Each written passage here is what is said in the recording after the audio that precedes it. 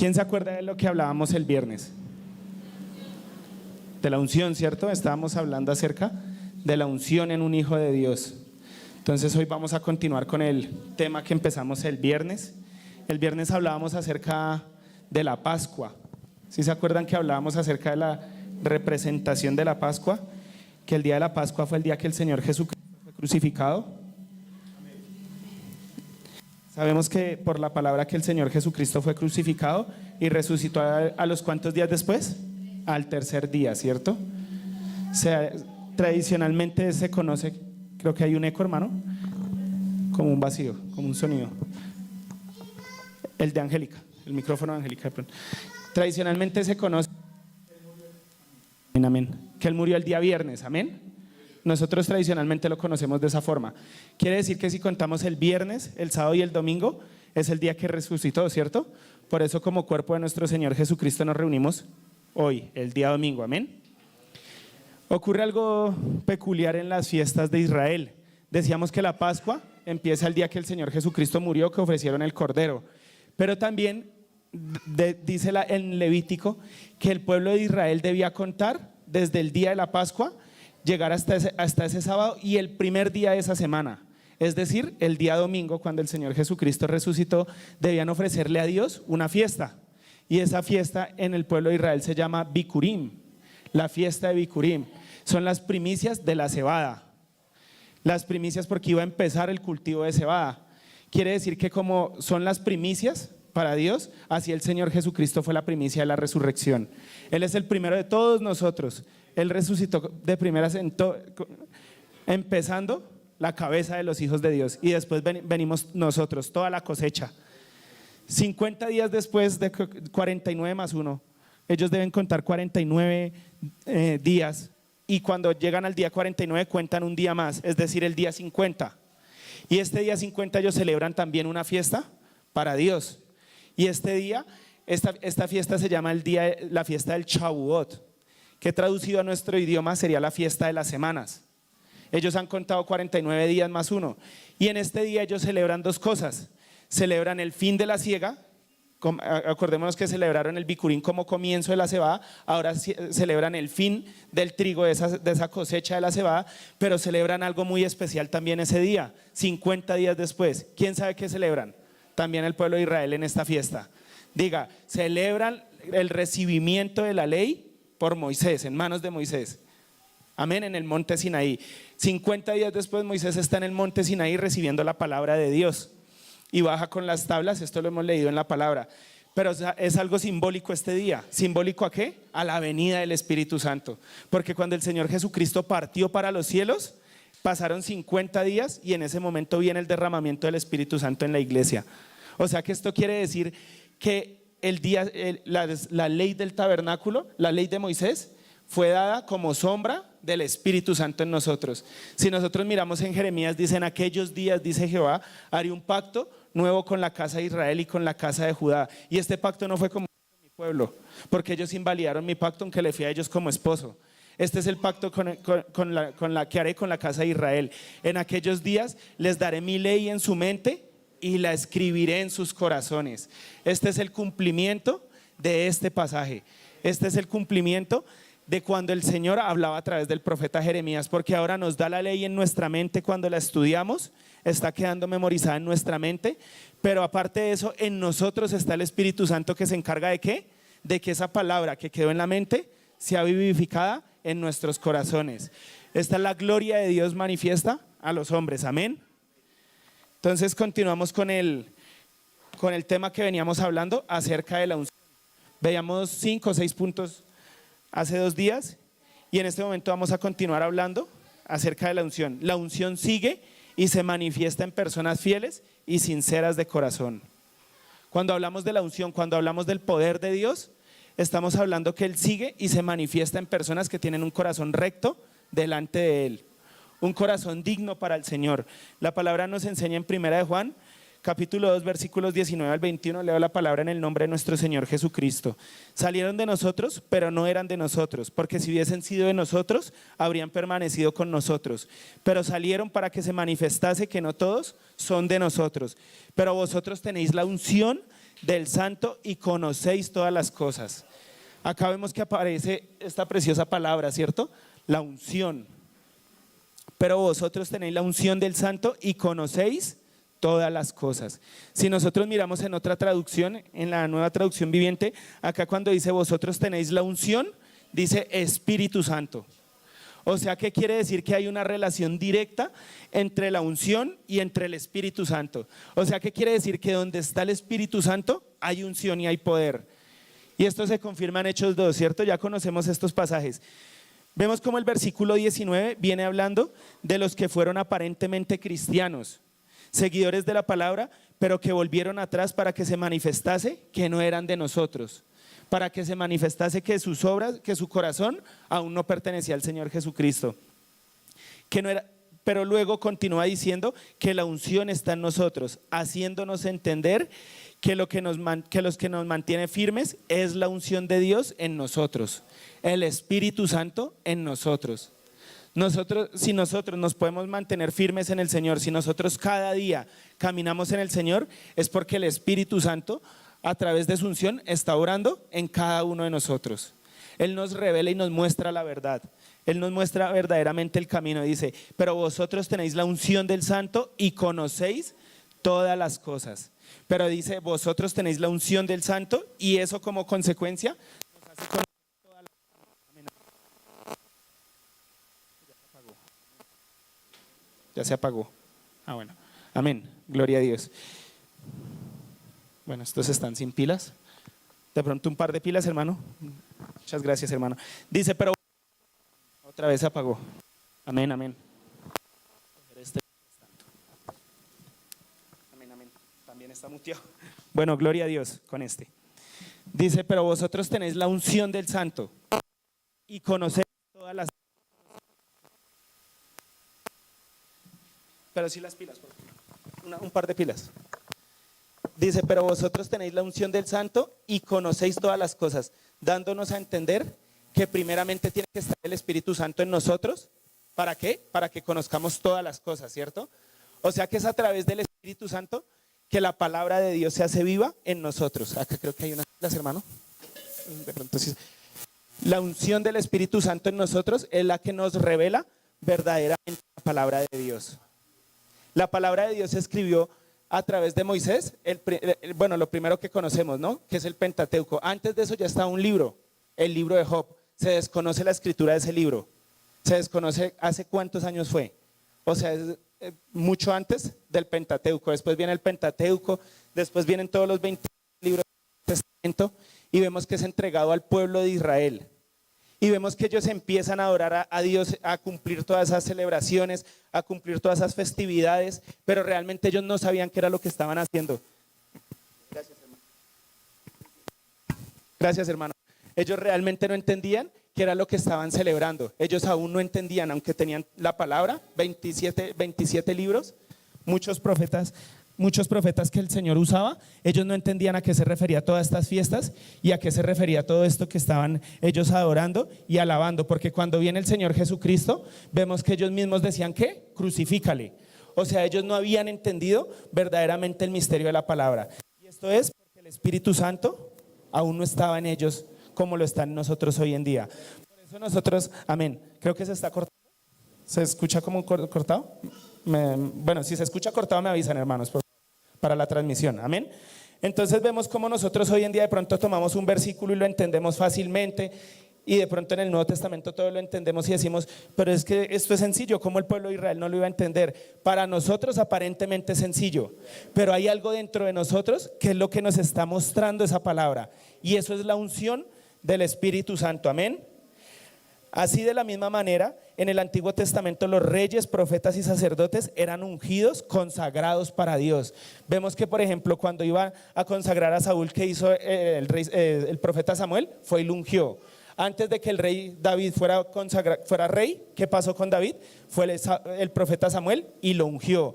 Todos los reyes en el pueblo de Israel eran ungidos primeramente. Así el cristiano es santificado por el Espíritu Santo.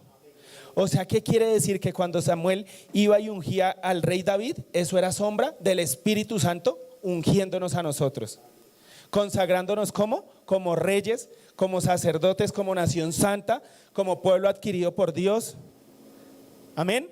O sea que esto era sombra de realmente el verdadero sacerdocio que viene a nosotros, que viene a nuestras manos. Por eso nosotros podemos acercarnos al trono de la gracia, porque ahora somos constituidos sumos sacerdotes en el Señor Jesucristo. Amén.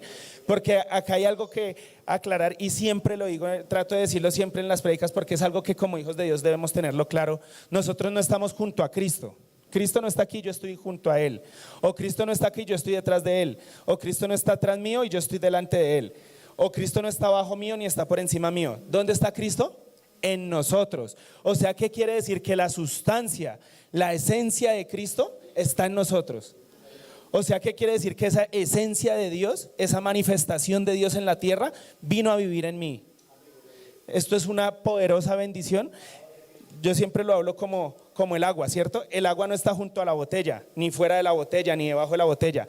El agua está en la botella. O sea que lo que contiene el agua es la botella. Lo que nos contiene a nosotros es Cristo en nosotros. Amén. Por eso la palabra dice que revestidos de Cristo. Cuando dice revestidos es vestirnos de Cristo, es vestirnos del Señor Jesucristo, que la esencia de Él esté en nosotros. Esto era lo que simbolizaba cuando se ungía un rey en el Antiguo Testamento. Así que el cristiano es santificado para Dios por el Espíritu Santo, tanto en cuanto a su posición con respecto a su servicio. Hablábamos hace 2 días algo acerca de esto, ¿cierto? Decíamos que tenemos una posición de hijos de Dios, pero actuamos como siervos, ¿cierto? Aunque el Señor nos puso por reyes y sacerdotes, acá en la tierra actuamos como siervos del Señor Jesucristo.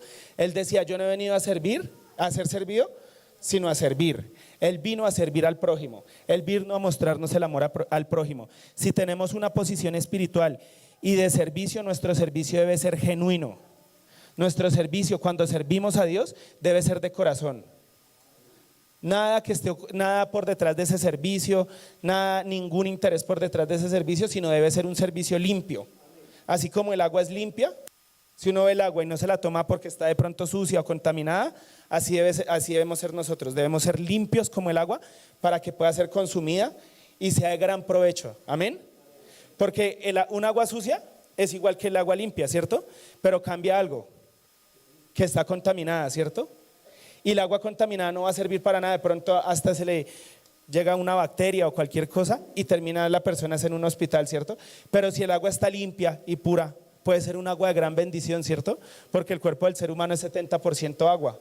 Dicen que podemos vivir menos tiempo sin ingerir agua que sin ingerir alimentos. O sea, si es más necesario el agua para el cuerpo que el alimento sólido. O sea que es más necesario que nosotros demos un servicio genuino a Dios que aparentar o tratar de creernos cristianos. Amén.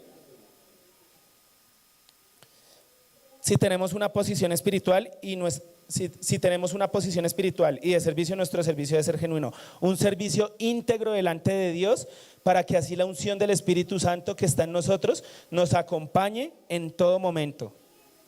La unción del Espíritu Santo está en la pureza, está en la limpieza, está en un corazón que ha sido limpio, que ha sido lavado, que ha sido restaurado, que ha sido transformado. O sea que esto nos da claridad de por qué el Señor Jesucristo tuvo que morir en la cruz. El Señor Jesucristo murió en la cruz para quitar de nosotros todo ese pecado, para que en nosotros pudiera venir el Espíritu Santo y pudiéramos sentir su presencia. Pero cuando en nuestro corazón hay cosas que no son de Dios, eso bloquea y frena al Espíritu Santo. Por eso el Espíritu Santo lo primero que llega y hace es poner todo en orden. Dice que la palabra de Dios es más cortante que toda espada de 2 filos, que penetra hasta partir el alma y el espíritu. O sea, ¿qué quiere decir? Que nosotros estábamos en una mezcolanza antes de estar en Cristo.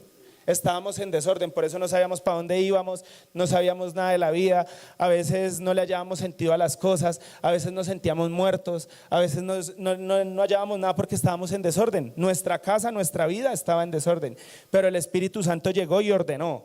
Partió, dijo, acá es el espíritu, acá es el alma y estas son las cosas del cuerpo y yo gobierno. Hay una frase que me parece muy bonita y dice, que el Espíritu Santo sea nuestro rey, que el alma sea su siervo y que el esclavo sea el cuerpo. O sea que el que manda es el Espíritu Santo en nosotros. El alma como siervo obedece y el esclavo se sujeta a todas las cosas. El cuerpo tiene que sujetarse. El cuerpo no tiene que ser el rey, porque entonces seguimos en la inversa, ¿cierto? Solo Dios nos puede dar la unción. Solo Dios. No busquemos la unción en otro lugar. No busquemos la unción en nuestra mente. No busquemos la unción en sitios que no creen, donde no está. No busquemos la unción haciendo rituales. No busquemos la unción adorando cosas que no debemos adorar. No busquemos la unción en el camino desviado. La unción solo viene de Dios. La unción solo la da Él. Él es el único proveedor de la unción. Esa es una gran herramienta y un gran instrumento que Él dejó solo para Él. Y Él se lo da al que se lo quiere dar. No es por lo que nosotros le pidamos ni por lo que nos esforcemos, es por su misericordia. Amén. Él le decía a Faraón: yo tendré misericordia del que tenga misericordia y me compadeceré del que me compadezca. O sea que es por su misericordia que nosotros estamos aquí el día de hoy. Es por su misericordia que el Señor ha permitido este mensaje y hablar de la unción. No es ni porque yo haya querido, ni porque ustedes lo hayan querido escuchar. Es porque el Señor tenía este momento dispuesto para hablar acerca de la unción y para que nosotros como hijos de Dios no nos entre la palabra por un lado y ya saben por dónde se va, por el otro lado, sino para que entre y quede en nuestros corazones. Así como la palabra de Dios queda en nuestros corazones, el Señor permite estos tiempos de mensaje para muchas veces aclararnos muchas cosas que están implícitas en su palabra. Amén. Primera de Pedro, capítulo 2, versículos 9 y 10, en la TLA, traducción en el lenguaje actual. Pero ustedes son miembros de la familia, son sacerdotes al servicio del Rey y son un pueblo. Dios mismo los sacó de la oscuridad del pecado y los hizo entrar en su luz maravillosa. Por eso anuncien las maravillas que Dios ha hecho. Antes ustedes no eran nada, pero ahora son un pueblo de Dios. Antes Dios no les tenía compasión, pero ahora los ama mucho. ¿Qué nos está diciendo acá al comienzo? Dios mismo los sacó de la oscuridad del pecado. Nosotros no hemos hecho nada. Nosotros no tenemos de qué vanagloriarnos. Si vamos y oramos por una persona y en ese momento esa persona es sana, ¿será que la gloria es para mí? No, la gloria es para el Señor. Él fue el que obró. Él fue primeramente el que me permitió llegar a Él. Él fue el que me reveló su palabra. Él fue el que me ha formado espiritualmente. Él fue el que me permitió ir a donde es enfermo. ¿Por qué habría yo de robarle la gloria al Señor? Si Él es el que está obrando en todo. Él es el que nos escogió, dice acá. Dios mismo los sacó de la oscuridad del pecado y los hizo entrar en su luz maravillosa. O sea que dice y los hizo entrar, no dice entrará. O sea que quiere decir que el tiempo de esta frase está en ¿qué? En presente. O sea que nosotros ahorita estamos en una luz maravillosa.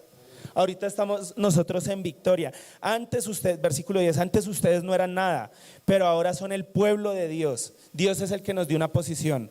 Dios es el que nos hizo hijos suyos. Dios fue el que nos ungió con el Espíritu Santo, porque la unción solo viene ¿de quién? Del Señor. Él es el único que da la unción. Antes Dios no les tenía compasión. Antes éramos juzgados como cualquier persona del mundo por los pecados que cometíamos. Antes Dios no tenía compasión de nada, porque antes, sobre todas las cosas, Dios es justicia. El amor va enlazado con la justicia.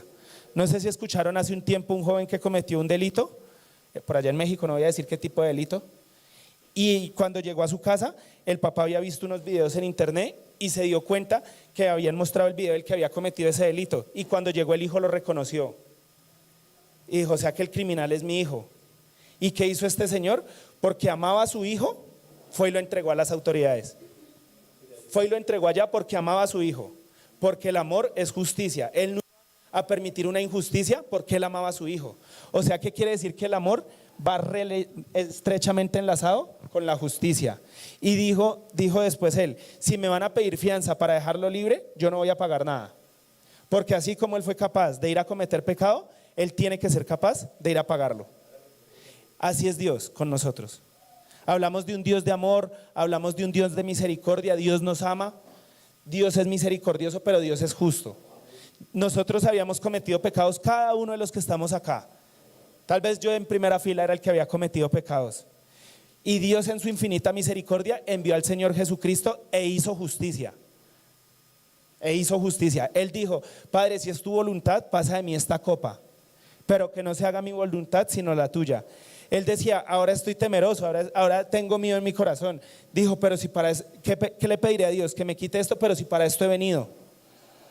Él sabía que iba a llevar nuestros pecados y el castigo que el Señor Jesucristo llevó por nuestros pecados fue un castigo duro, fue un castigo fuerte, porque Él realmente lo que estaba haciendo era pasarnos a nosotros de la oscuridad, de las tinieblas, del fuego, del lago de fuego que arde para la eternidad, porque eso es real. El lago de fuego sí existe después de que el Señor nos llame o después de que nos partamos cada uno de nosotros de esta tierra, va a haber un juicio. En ese momento estábamos condenados a ser echados al lago de fuego. Pero en ese momento, cuando nosotros ahora como hijos de Dios estemos en ese juicio, vamos a pararnos en una báscula. Veía yo un video y decía lago de fuego. Entonces la persona era echada al lago de fuego. Y cada uno se para en esa báscula y dice lago de fuego y se va para allá. Pero va a llegar el momento en el que algún hijo de Dios va a llegar a esa báscula y se va a parar, y en ese momento alguien se le atraviesa y le pone la mano. Y le dice, tú no te paras ahí, me paro yo. Y se para el Señor Jesucristo con el juicio que pagó por nosotros y va a decir el reino de los cielos. O sea, ¿qué quiere decir? Que la misericordia y el acceso al reino de los cielos va a ser por haber creído en el Señor Jesucristo como nuestro Salvador. La palabra nos habla de paracletos. Él es nuestro abogado. O sea que Él es nuestro defensor. O sea que Él pagó nuestros pecados. Cualquier pecado, sea el que sea. Para Dios no hay pecado pequeño ni pecado grande. Para Dios pecado es pecado. Y Él condena todos los pecados de la misma forma. Así que no hay ninguna persona que pueda decir, o sea que Dios a mí no me perdonó. Dios sí te perdonó, porque Dios perdona todos los pecados en Cristo Jesús. El Señor Jesucristo perdonó a un ladrón que estaba siendo crucificado con Él. Y lo perdonó. El Señor Jesús restauró a Pedro. Muchas veces lo restauró, inclusive después de haber resucitado. Y fue la cabeza de la iglesia en ese momento. Amén. Lo vemos en Jerusalén cómo gobernaba allí después de haber sido pecador. Entonces el Señor Jesucristo perdonó a Mateo, que era publicano, era cobrador de impuestos y tal vez ladrón. Y no solo ladrón, sino que usaba esa posición de cobrador de impuestos para ir a cobrar más de lo que debía cobrar. Y el Señor lo perdonó. O sea que eso quiere decir que el Señor perdona todos los pecados. Cuando iban a crucificar al Señor Jesucristo, Poncio Pilato dice, ¿a quién desean que le suelte? Ahí está Barrabás, que es homicida, que tiene grandes delitos, o está Jesús de Nazaret, que dice que es su rey. ¿A quién desean que le suelte? ¿Ellos a quién pidieron? A Barrabás, ¿cierto? O sea que inclusive Barrabás Cristo murió por Barrabás, porque de hecho dicen que la cruz que el Señor Jesucristo tenía era una cruz más grande, porque era la cruz hecha para Barrabás, no hecha para el Señor Jesucristo. O sea que Él es nuestro cordero inmolado. Todo lo que tenemos es por Dios. O sea que la unción solo nos la puede dar Dios, no proviene de nosotros. ¿Qué tenemos que no hayamos recibido? ¿Alguno de nosotros pidió la vida? ¿Alguno de nosotros pidió estar en este mundo? Ninguno de nosotros, ¿cierto? Pero acá estamos. Y es por la misericordia de Dios, y Él tiene un propósito de Dios en nosotros. Él es el que da la vida y Él es el que la quita. ¿Quién soy yo para criticar al Señor? Unos se van primero, otros se van después. En este momento aprovecho este tiempo para extender las condolencias a nuestro hermano Lucho, quien el Señor llamó a su hijo para la gloria de Dios. Pero ¿quiénes somos nosotros? Para juzgar al Señor, para juzgar sus obras. Amén. Como seres humanos, lo que nosotros reflejamos es lo que está dentro de nosotros. Cuando una persona no está con Cristo, se va a manifestar lo que alberga en su corazón. Si yo soy hijo de Dios y Cristo verdaderamente me lavó y me restauró y realmente me sacó de las tinieblas a la luz, tiene que haber un cambio que se manifieste terrenalmente. Porque yo no puedo ser lavado por la sangre del Señor Jesucristo y seguir siendo igual. En la palabra no nos cuenta en ningún momento, no hay ningún pasaje que nos diga que el Señor Jesucristo fue a algún lugar y no pasó nada. Donde el Señor Jesucristo estaba, ocurrían milagros. Los ciegos veían, los leprosos eran sanados, los paralíticos, los cojos eran levantados, los muertos resucitaban. O sea que los milagros seguían al Señor Jesucristo. Y como hablábamos ahorita, si yo estoy en Cristo, los milagros tienen que estar en nosotros. Amén. Un milagro de gloria, un milagro de alegría, que si nos airamos en ese preciso momento le pedimos perdón a Dios y otra vez vuelve y se nos marca esa sonrisa en la cara. Que si estamos atravesando una dificultad en ese mismo momento que pasa, nos da fortaleza el Señor y seguimos con Él porque Él es nuestra unción. Amén, gloria a Dios. Mateo 7, versículos 21 y 23. Porque de dentro del corazón de los hombres salen los malos pensamientos, los adulterios, las fornicaciones, los homicidios, los hurtos, las avaricias, las maldades, el engaño, las lascivias, la envidia, la maledicencia, la soberbia, la insensatez. Todas estas maldades de dentro salen y contaminan al hombre. De dentro del corazón es donde salen todas las cosas malas. Pero recordemos que el Señor, ¿qué hizo? Limpió nuestro corazón y sacó todas esas cosas malas que había en él. Nosotros, ¿qué debemos hacer? El Señor solo nos pide una cosa. Él ya lo hizo todo. Él ya lo hizo todo. Él solo nos pide una cosa: esforzarnos por buscarlo cada día. Porque Dios nos dio una gran herramienta que inclusive ni Él mismo puede tocar. ¿Y si saben cuál se llama esa herramienta? Diga, hermanos, libre albedrío. Esa es la herramienta que Dios no toca. Dios es tan decente que nos respeta nuestro libre albedrío. Donde queremos estar, allá Dios nos respeta. Si queremos estar en la congregación, dándole el primer lugar a Dios el día domingo, Él lo respeta y nos bendice. Pero si nosotros decidimos por nuestra decisión quedarnos acostados, Dios también lo va a, aunque le duele su corazón, Él no se va a meter en esa decisión, porque Él nos dio libre albedrío. Él nos colocará de pronto el sentir como hijos de Dios, porque el Espíritu está en nosotros. Y va a decir, mi hijo no quiere ir a la congregación, le pongo ese deseo. Pero él no lo va a coger a las fuerzas y lo va a traer y lo va a sentar acá. Él le pone el deseo y uno pone en su corazón si escuchar la voz del Espíritu Santo o no escucharla. Pero recordemos que las malas cosas salen de un corazón sucio. Las malas cosas salen de un corazón que no está avivado. Porque ¿qué relación tiene la luz con las tinieblas? No hay ninguna relación de la luz con las tinieblas. ¿Qué relación tiene un hijo de Dios con estar apagado espiritualmente? No hay relación, ¿cierto? Un hijo de Dios, ¿cómo debe estar? Con la unción avivada dentro de él, reconociendo al Señor como su Dios, como su Padre Todopoderoso. Pero cuando Cristo mora en nuestros corazones, sus obras son manifiestas por la unción del Espíritu Santo que ha venido a morar en nosotros. Cuando el Espíritu Santo está en un hijo de Dios, se manifiesta. Y donde llegamos, se nota. Se ve que hay diferencia en esa persona, diferente a todo el mundo. Inclusive el Señor Jesucristo decía, el mundo los va a menospreciar. Cuando sentimos ese menosprecio de ser cristianos, quiere decir que vamos por buen camino. Quiere decir que la unción del Espíritu Santo está incomodando a Satanás. Y Satanás trata de pataletear, pero él no puede hacer nada, él ya perdió la guerra. Pero eso quiere decir que nosotros como hijos de Dios está avivado el Espíritu Santo en nosotros. Romanos 13, versículos 13 y 14. Andemos como de día, honestamente, no en glotonerías ni borracheras, no en lujurias y lascivias. ¿Sí saben qué es lascivias? Darle gusto a los desenfrenos de la carne. Darle gusto a lo que se le ocurre a esta mente perversa. Eso es lascivia. Todo lo que se les pueda ocurrir de desenfreno de la carne, eso es lascivia. No en contiendas y envidias, sino vestidos. Acá aparece esta poderosa palabra de lo que hablábamos ahorita. Estamos vestidos en Cristo Jesús, sino vestidos del Señor Jesucristo, y no proveáis para los deseos de la carne. Dice la palabra de Dios que no presentemos nuestro sacrificio para iniquidad, no como nuestro cuerpo como sacrificio para iniquidad, sino que los presentemos santos y agradables a Dios. Amén.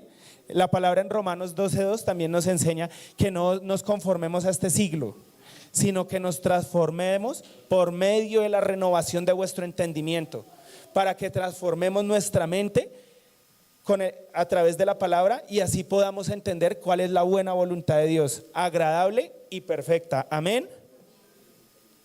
Amén, gloria a Dios.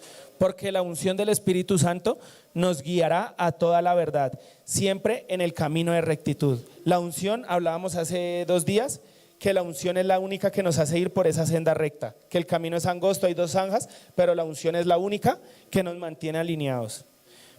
Marcos 7, versículos 7 y 8, son hartos pasajes, pero confiando en el Señor los vamos a leer todos.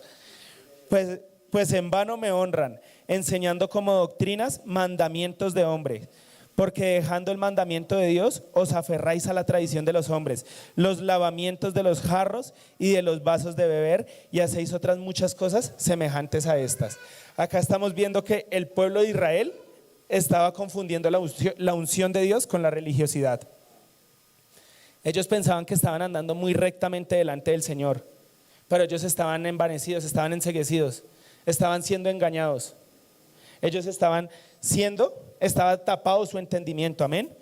Pero nosotros, ¿qué veníamos hablando? Que a nosotros se nos reveló la unción del Espíritu Santo, que en nosotros está el Espíritu Santo y Él nos va a mostrar el camino como debemos seguirlo.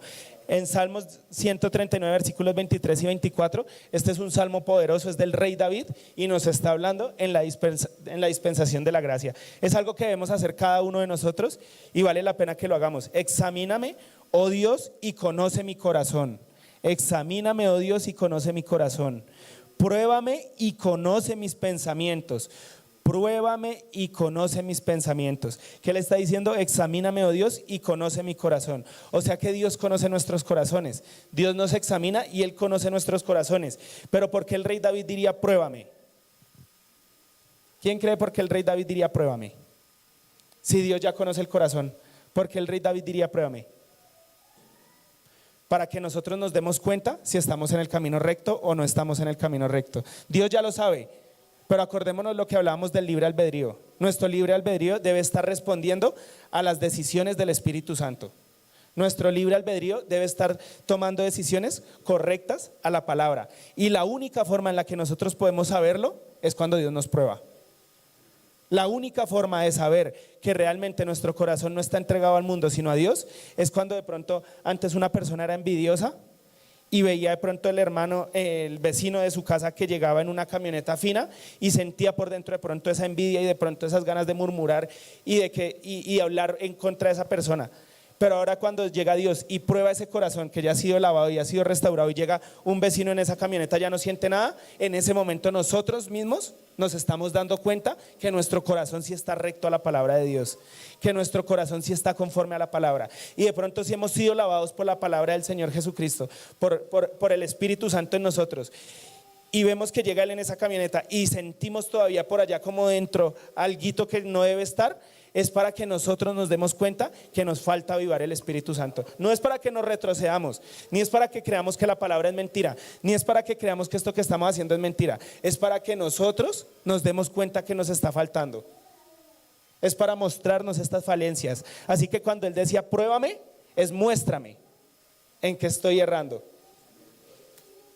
Y conoce mis pensamientos y ve si hay en mi camino perversidad y guíame en el camino eterno. Y guíame en el camino eterno. O sea que si sentimos eso por dentro, ¿qué quiere decir? Que debemos llenarnos del Espíritu Santo más y más en ayuno, en oración. Veamos el pasaje que leía nuestro hermano Hernando, Joel 2:12, que nos hablaba acerca del ayuno y del lloro, ¿cierto? Del lamento.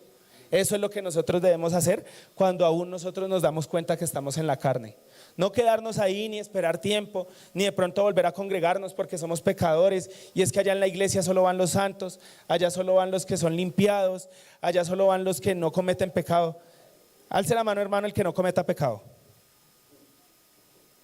No, hermano, pero más, álcenla más. Entonces no hay forma de que no vengamos a la iglesia, ¿cierto? Porque estamos delante de pecadores, ¿cierto? Todos somos pecadores, con una sola diferencia. Que la palabra dice que todos los que son nacidos de Dios no practican el pecado. Porque la esencia, la simiente de Dios está en Él y no puede pecar porque es nacido de Dios. O sea, ¿qué quiere decir? Que el que nació de Dios no practica el pecado. Una cosa es cometer pecado, pero otra cosa es practicarlo. Nosotros ya no lo practicamos. Acordémonos que la palabra dice que Dios no nos ha dado un espíritu de esclavitud, sino un espíritu de adopción por el cual clamamos Abba Padre. O sea que Dios nos ha dado un espíritu de libertad. Dios nos ha llamado a libertad. Somos libres del pecado. Porque ¿cuántas veces debemos perdonar al prójimo? 70 veces 7, 490 veces más o menos, ¿cierto? Pero en nuestro idioma. Porque en ese momento cuando el Señor Jesucristo dijo 70 veces 7, era haciendo una alegoría a infinidad de veces. O sea que si quiere decir que si el Señor nos exige perdonar a nuestro prójimo infinidad de veces, ¿será que el Señor no lo va a hacer con nosotros? O sea que quiere decir que si yo cometo pecado, en vez de no volver a la congregación, en vez de echarme a lamentar y decir no, yo no voy por allá porque soy pecador, ¿qué hago? Sé que el Señor me va a perdonar una vez más. ¿Qué decía el Señor Jesucristo? Dios, echaré los pecados al fondo del mar. No hemos encontrado todavía el fondo del mar. O sea que todavía estemos tranquilos, hermanos, porque nuestros pecados todavía no han sido revelados. Están por allá bien ocultos todavía y de allá nadie los va a sacar, ni el Señor. Esto lo decía para que Dios mirara su corazón y lo limpiara de toda maldad, de toda mala intención y habitara en él. Sin inclusive darse cuenta, la iglesia puede caer en alguna de estas prácticas, pero no debemos sentirnos mal por caer en ellas. Debemos sentirnos mal si, sabiendo lo que estamos haciendo mal, lo continuamos haciendo. O sea que si Dios nos prueba y vemos que el vecino, vuelvo al ejemplo del vecino con la camioneta, y sentimos algo por allá adentro y decimos esto no es de Dios, pero sigo mi vida normal, ahí sí ya está la culpa en nosotros, porque ya el Señor nos mostró y ya Él nos mostró la salida, pero yo no la quise tomar. Yo preferí estar en esa derrota. Entonces vamos a ver unas claves prácticas que nos da la Biblia.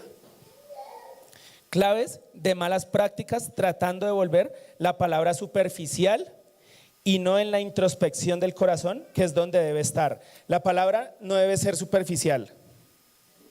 El que verdaderamente tiene la palabra y la vive, muestra el fruto de lo que hay en su corazón. O sea que la palabra que nosotros vemos no solo debe estar en nuestra mente, sino bajar a nuestro corazón. Cuando baja a nuestro corazón, estamos haciendo introspección en la palabra. Estamos meditando la palabra. Amén.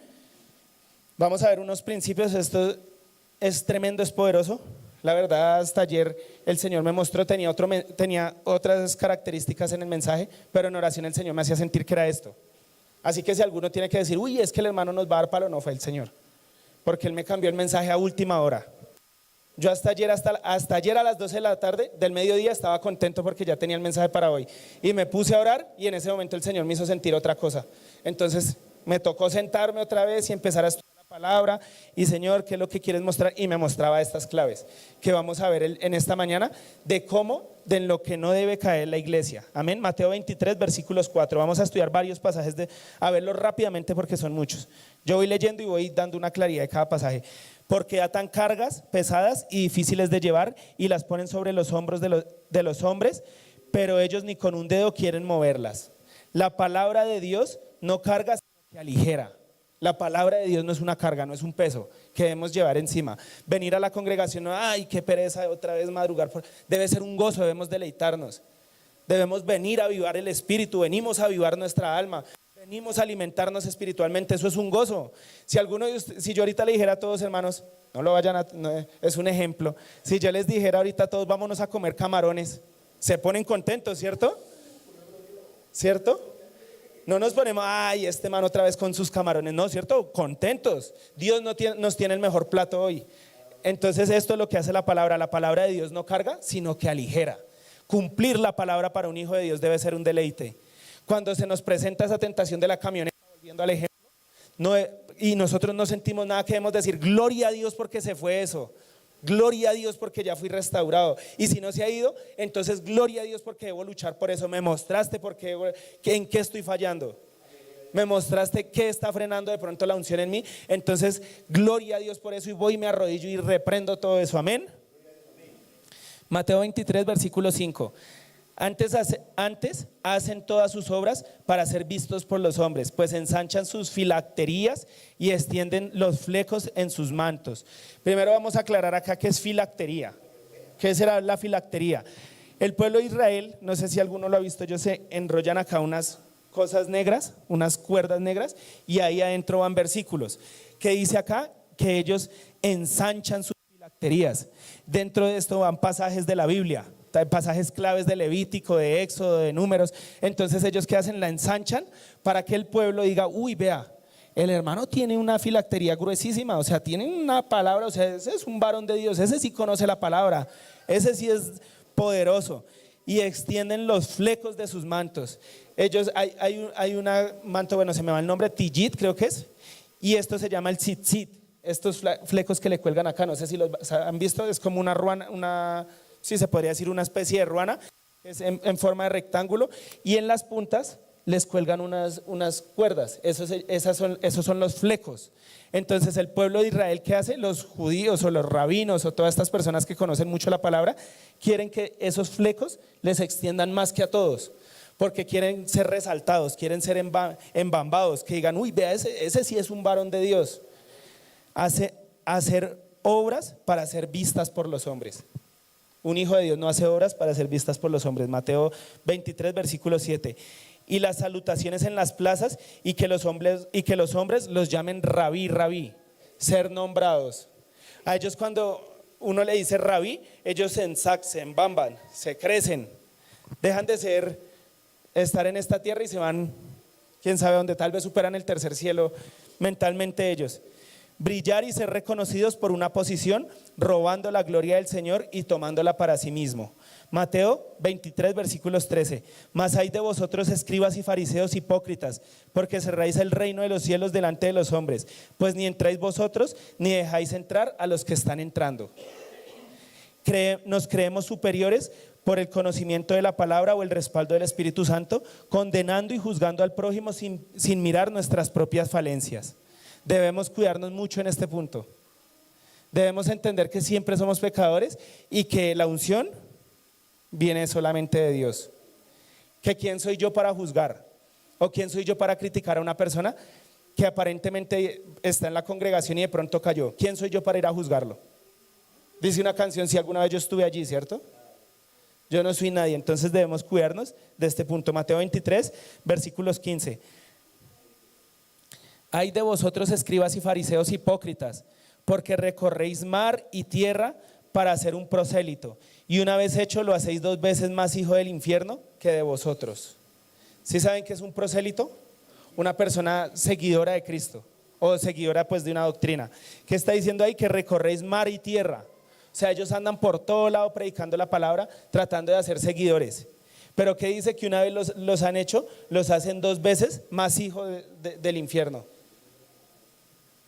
Yo no quería poner esto. Yo no soy.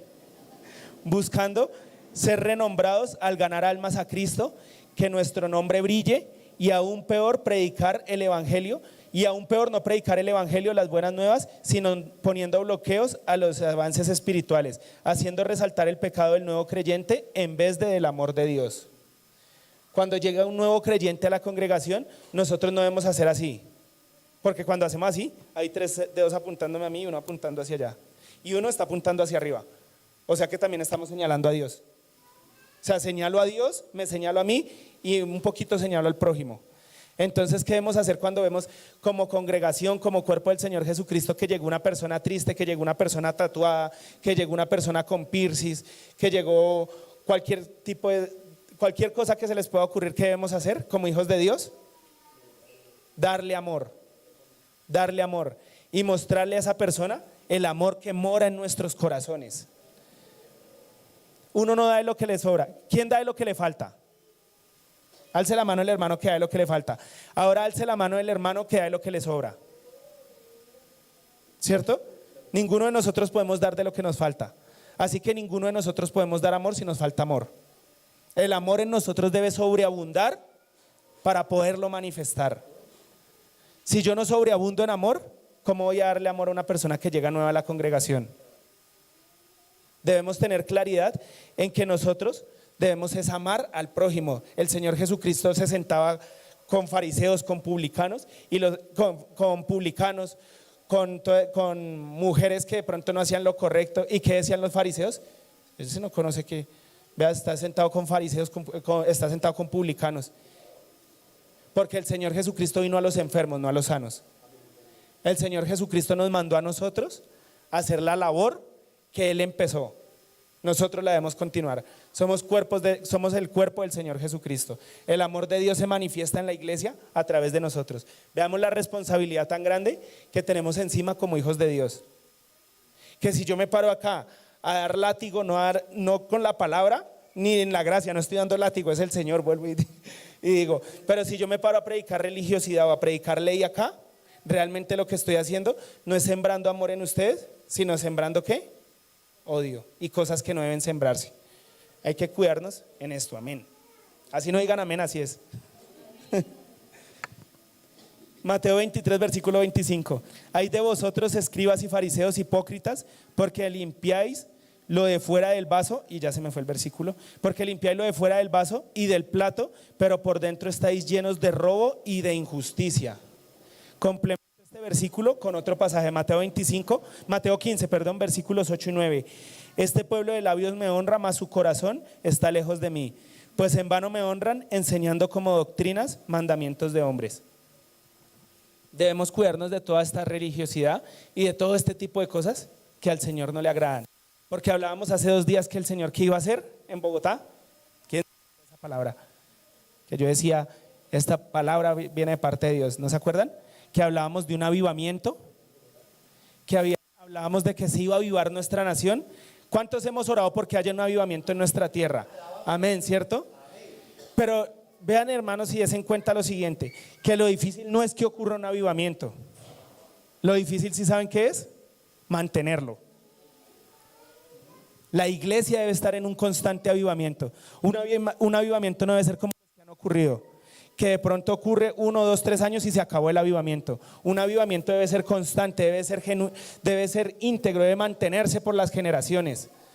Que los hijos de Dios, así como el Señor Jesucristo llegaba y oraba, ocurran los milagros, que la gloria sea para el Señor. Y para que esto ocurra, debe salir de nosotros, de nuestro corazón, cualquier religiosidad. Y la única forma de sacar esa religiosidad en la que de pronto podemos caer o podemos estar, es ¿cómo? Diga, a través de la unción del Espíritu Santo. Y cuidándome de estos pasajes que el Señor traía. Amén. Esto es un pasaje tremendo, lo toqué hace 2 días, pero hoy voy a profundizarlo para la gloria de Dios. La unción debe llenar tu corazón y tu boca. La unción de un hijo de Dios debe llenar el corazón y la boca de nosotros. Voy a leer solo este pasaje, bueno, Espíritu Santo, guíame, Señor Jesucristo. Bueno, vamos a leer Ezequiel. Traía 2 pasajes larguitos, vamos a estudiar solo Ezequiel. Ezequiel 37, versículos del 7 al 10, de ahí saltamos al versículo 12 y 13. Profeticé, pues como me fue mandado, y hubo ruido mientras yo profetizaba, y he aquí un temblor, y los huesos se juntaron cada hueso con su hueso. Y miré, y aquí tendones sobre ellos, y la carne subió, y la piel cubrió por encima de ellos, pero no había en ellos espíritu. O sea, ¿qué quiere decir? Que desde que él profetizó, ¿qué ocurrió? Un milagro. Desde que él profetizó ocurrió un milagro, y no cualquier milagro, un milagro poderoso, un milagro majestuoso. Esto no fue cualquier cosa, esto fue uno de los mayores milagros que pudo haber ocurrido, aunque fue en visión, fue uno de los mayores milagros, porque dijo que desde que él profetizó vio que los huesos empezaron a juntar y que sobre ellos, ¿qué empezó a salir? Tendones, y también la carne empezó a cubrir esos huesos. Y la piel cubrió por encima de ellos, pero no había en ellos espíritu. O sea que esa profecía no alcanzó hasta al completo, ¿cierto? O sea que él profetizó y la profecía llegó a mitad, porque quedó el ser humano, pero no se completó. Porque el ser humano tenía que completarse, ¿cierto? ¿Y qué le dice el Señor? Y me dijo, profetiza, vuelve a profetizar. Ya viste la primera profecía y ya se cumplió, vuelve y profetiza. Profetiza al espíritu, profetiza, hijo de hombre, y di al espíritu, así ha dicho Jehová el Señor: espíritu, ven de los 4 vientos y sopla sobre los muertos y vivirán, y vivirán. Y ven de los 4 vientos y vivirán. Nosotros éramos tendones sin espíritu. ¿Y qué pasó? El Señor Jesucristo, si han leído el pasaje, se le apareció a sus discípulos, ¿y qué hizo sobre ellos? La paz sea a vosotros, ¿y qué hizo? Sopló sobre ellos y les dijo: recibid el Espíritu Santo. Esta es una poderosa bendición. ¿Y qué dice el versículo 10? Y profeticé. Volvió, hizo caso a lo que la voz le decía al Señor, como me había mandado, y entró espíritu en ellos. No dice que quedó sin espíritu, no dice y profeticé y siguió ahí solo los huesos con los. Y profeticé y profeticé y entró espíritu en ellos. Y profeticé y hubo vida. O sea, ¿qué quiere decir? Que nosotros debemos profetizar en nuestra familia. O sea, ¿qué quiere decir? Que nosotros debemos profetizar en nuestra vida. O sea, que cuando un hijo de Dios está haciendo y dice: es que yo sí soy mucho lo hijo de Dios, ¿cierto? Así es que decimos los hijos de Dios, ¿cierto? Cuando vamos caminando y nos pegamos: ay, Espíritu Santo de Dios, ¿cierto? Así es que contestamos, ¿cierto?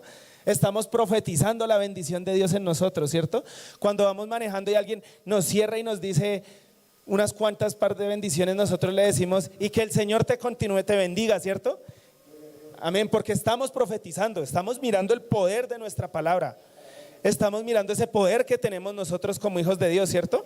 Nosotros como hijos de Dios no nos comparamos con el mundo. Por ahí veo unas cuantas risas, gloria a Dios, porque están bendiciendo al prójimo, amén. Gloria al Señor. Pasamos al versículo 12.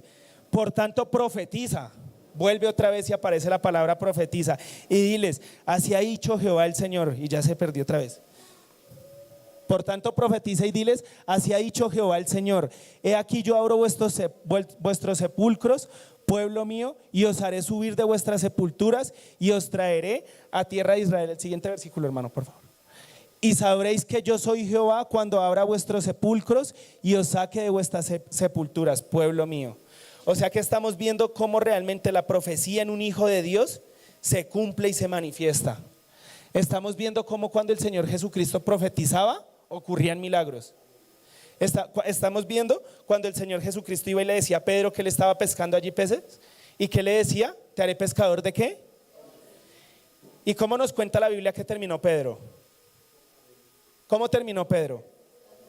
Pasó de tribulaciones, pasó de dificultades, le dijo al Señor, no te negaré, y 3 veces fue y lo negó, y dice que lloró, y después el Señor Jesucristo se resucitó, ¿y dónde estaba Pedro?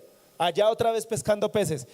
Pero cuando vio al Señor, ¿qué hizo? Volvió y se acordó de la profecía, que allá volvió y se lanzó. Y finalmente, ¿dónde lo vemos a Pedro? Un varón de Dios. Tenemos la primera carta y la segunda carta del apóstol Pedro, ¿cierto? Vemos cómo inclusive Pablo, el apóstol Pablo, llevado al tercer cielo, estaba sujeto bajo Pedro, ¿cierto? O sea que vemos que la palabra, cuando el Señor le dijo, te haré pescador de hombres, se cumplió. Porque la profecía de un padre, tarde o temprano, se cumple. Porque si nosotros como padres profetizamos sobre nuestros hijos, no importa la edad que tenga, la autoridad no se pierde. El hijo nunca va a mandar sobre el padre. Así el papá tenga 90 años y el hijo tenga 80, o bueno, 70. Nunca se va a perder. Vemos a Jacob y a Esaú. Vemos a Jacob cómo anhelaba en su corazón tener la primogenitura que se la compró a Esaú. Algo que Esaú tenía y lo despreció. No despreciemos lo que Dios nos ha dado. Y no lo tengamos en poco, porque muchas personas anhelan tener la revelación que nosotros tenemos. Muchas personas que están en el mundo sin saberlo, anhelan tener lo que nosotros tenemos. Yo lo anhelaba y le doy gracias a Dios porque me permitió conocerlo. Yo duré mucho tiempo anhelando estar lleno y estar en plenitud. Así que no dejemos, no vendamos esa primogenitura que Cristo nos dio al morir en la cruz del Calvario. Démosle lugar. Vemos cómo Jacob se vistió, se transformó en otra persona, se convirtió ¿en quién? En Esaú. ¿Solo por qué? ¿Qué quería recibir Jacob en ese momento? Jacob, de su papá.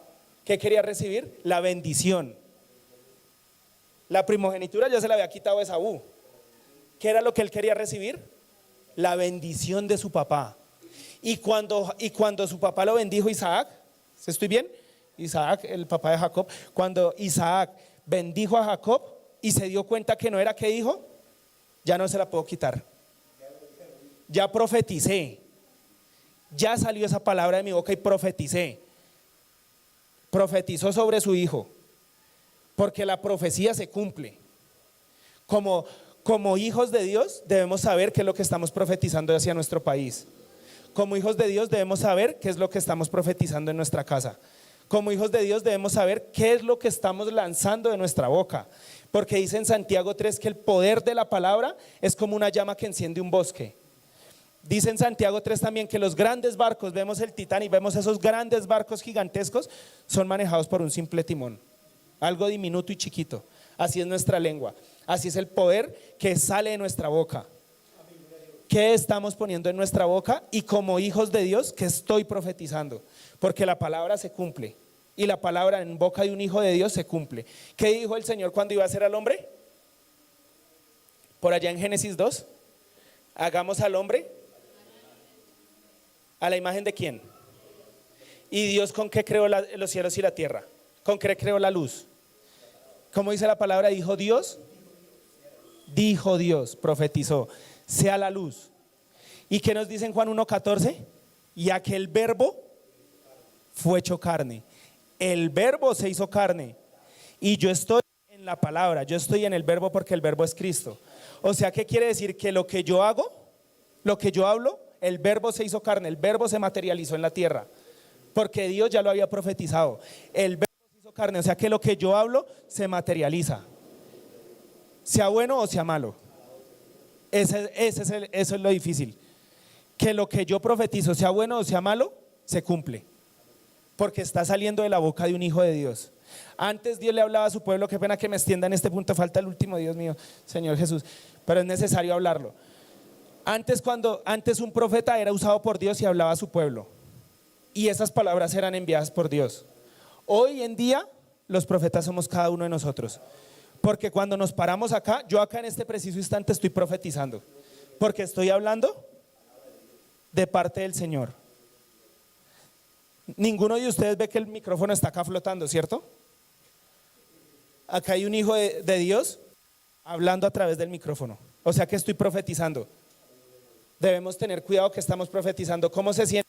Por ahí hay un hermano que está por ahí sentado en esta congregación y usted le dice, ¿cómo se siente, hermano? Bendecido y mejorando. Así es que se debe saludar. Esas son las palabras de un hijo de Dios. Y sobre nuestros hijos debemos profetizar bendiciones. Cada noche debemos arrodillarnos y si podemos, si está en nuestro alcance, imponerle la mano en la cabeza y orar y declararlo hijo de Dios como lo hizo Ana. ¿Qué hizo Ana? Fue y lo entregó al Señor. ¿Y cómo vemos a Samuel? ¿Descarriado? ¿Desviado? ¿Sí ven que la palabra de Dios se cumple? La unción nos guía en el amor de Dios y con esto. ¿Por qué puse este punto? La verdad, este punto no lo tenía. Este punto hizo parte de lo que el Señor me puso a despelucarme a las 12 del mediodía. Y me decía el Señor, mi iglesia debe sentirse amada. Y yo le decía, Padre, pero ¿cómo así que tu iglesia debe sentirse amada? Nosotros debemos sentirnos amados para emanar ese amor que Dios nos dio. Primera de Juan 2, versículos 27 y 28. Pero la unción que vosotros recibisteis de Él permanece en vosotros. Y no tenéis necesidad de que nadie os enseñe, así como la unción misma os enseña todas las cosas y es verdad. Y no es mentira, según ella os ha enseñado, permaneced en Él. Si nosotros miramos este versículo, ahí está completo. Hay algo que resalta en este pasaje. Y es que acá nos enseña, nos dice la palabra enseñe. Y vuelve y nos dice así como la unción misma os enseña todas las cosas y es verdad y no es mentira, según ella os ha enseñado. O sea que aparece muchas veces la palabra enseñar, ¿cierto? En un solo versículo. ¿Por qué aparece tres veces la palabra enseñar? ¿Qué nos enseñará Dios? ¿Qué nos enseña la unción? ¿Será que la unción nos enseña solo la palabra? ¿Qué será realmente lo que la unción nos enseña? ¿Qué nos enseña la unción? La unción nos enseña cómo realmente debemos sentirnos amados. La unción nos enseña a sentirnos amados. Cuando la unción está en mí, yo siento el amor que Cristo sintió por mí. Cuando la unción está en mí, yo siento ese abrazo, tal vez que me hace falta. Cuando la unción está en mí, yo siento tal vez ese consuelo que me hace falta en el momento de dificultad. Cuando la unción está en mí, yo siento esas fuerzas nuevas que me restauran cuando estoy caído. A vivir y a emanar el amor. El Espíritu Santo en nosotros, en función de su unción, nos revela cada día más la manifestación plena de amor de Dios en nosotros para que así mismo podamos vivir reposadamente en el amor de Cristo. Nos enseña a sentirnos y a vivir amados para que podamos reposar en el amor de Cristo. La unción es nuestro descanso. Por algo el Señor Jesucristo decía, venid a mí todos los que estéis cargados y trabajados. Por algo el Señor Jesucristo decía, pero todas estas cosas os he dicho para que tengáis paz. En el mundo tendréis aflicción, pero confiad.